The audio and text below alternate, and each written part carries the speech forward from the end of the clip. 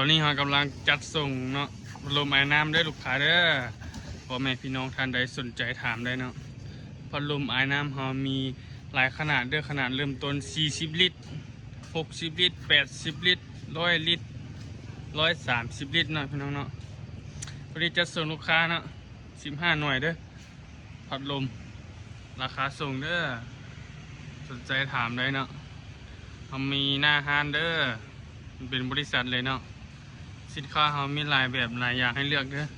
ตัวนี้จัดส่งลูกค้าเด้อทางนี้ทางตลาดเนาะตัวนี้จัดส่งลูกค้าทางใต้เด้อตัวนี้เด้อสนใจถามได้เด้อ